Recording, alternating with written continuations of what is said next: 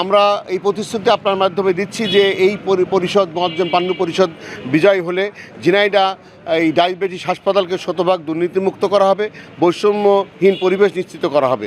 অসহায় গরিব দুস্থ রোগীদের চিকিৎসার সেবার মান উন্নয়নের জন্য কল্যাণ তহবিল আছে সেটা আরও উন্নতি করা হবে। কোনো ডায়াবেটিস গরিব অসহায় রোগী অর্থের অভাবে চিকিৎসা থেকে বঞ্চিত হবে না। ডাক্তার কর্মকর্তা সেবার মান বৃদ্ধির জন্য যোগ্যতা অনুযায়ী যথাযথ মূল্যায়ন করা হবে। হাসপাতালের সর্বাধিক চিকিৎসা সরঞ্জাম ব্যবস্থা করা হবে এবং আধুনিক ল্যাবের মাধ্যমে রোগীদের টেস্টের ব্যবস্থা করা হবে।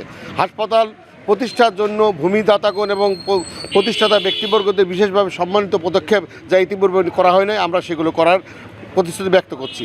চিকিৎসার মান উন্নয়নের জন্য সমস্ত পদক্ষেপ গ্রহণ করা হবে। সর্বদা রোগীবান্ধব পরিবেশ সেখানে নিশ্চিত করা হবে।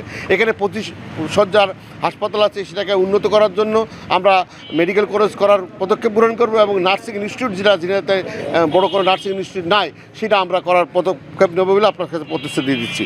নিয়োগ প্রক্রিয়া কার্য পরিষদের সিদ্ধান্ত মোতাবেক গৃহীত হবে, যেখানে স্বজনপ্রীতি বা অন্য কিছু করা হবে না। কার্য পরিষদের সিদ্ধান্ত মোতাবেক সকল কার্যপ্রণালী সত্যের সাথে আমরা পরিচালনা করার চেষ্টা করব। হাসপাতালের শয্যা সংখ্যা বৃদ্ধি করার কথা আমি আগেই বলেছি এবং আধুনিক বেড যেটা ডায়াবেটিস হাসপাতালে নাই, আধুনিক বেড আমরা ব্যবস্থা করার চেষ্টা করব। রোগীদের সেবার মান উন্নতির জন্য বিশেষজ্ঞ ডাক্তারদের ব্যবস্থা করার জন্য আমরা চেষ্টা করব। আধুনিক চিকিৎসা সরঞ্জামের জন্য হাসপাতালে ভবিষ্যতে মেডিকেল করার কথা আমি আগেই বলেছি, যেটা আমাদের ফরিদপুরি ডায়াবেটিস হাসপাতাল ছিল, যেটা মেডিকেল কলেজ হয়েছে এবং মানসম্মত সেখানে স্টুডেন্ট তৈরি হচ্ছে, ডাক্তার তৈরি হচ্ছে, যেটা আমাদের ঝিনাইদহতে করার প্রতিশ্রুতি আমরা ব্যক্ত করছি। অবকাঠামো আপনারা দেখেছেন যে জনাজীর্ণ একটা অবকাঠামোর মধ্যে ওই হাসপাতালটা এখন অবস্থান করছেন।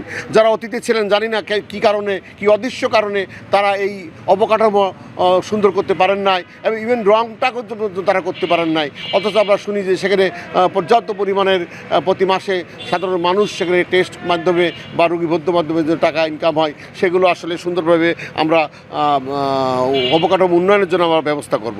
রোগীদের বিশ্রামাগার, যেখানে অনেকক্ষণ রোগী বয়স্ক মানুষ, ডায়াবেটিস মানুষ, বয়স্ক মানুষ বসার জায়গা পায় না, সেখানে রোগীদের বিশ্রামাগারের জন্য একটা ভালো পরিবেশ করা হবে। আমি এই প্রতিশ্রুতি আপনাদের কাছে দিচ্ছি। আরেকটা বিষয় হচ্ছে, দেখবেন যে এই যারা লাইভ মেম্বার আছে, আজীবন সদস্য, তাদের ছবি সম্মিলিত এবং তাদের মোবাইল সম্মিলিত এবং একটা কার্ড পরিচয়পত্র যাতে থাকে বিভিন্ন, আমি নিজেও একজন অ্যাডভোকেট, যেমন উকিল বারের একটা পরিচয়পত্র থাকে, বিভিন্ন সংস্থার পরিচয়পত্র থাকে, আমরা সেরকম একটা পরিচয়পত্র দেওয়ার প্রত্যয় ব্যক্ত করছি। আপনাদের মাধ্যমে আগামী 21 তারিখে সকাল 9টা থেকে যে 4টে পর্যন্ত যে নির্বাচন হবে, এই নির্বাচনে মুআজ্জম পান্ন পরিষদে ভোট প্রার্থনা করে আমি আমার কথা শেষ করছি। আপনাদের সবাইকে অসংখ্য ধন্যবাদ।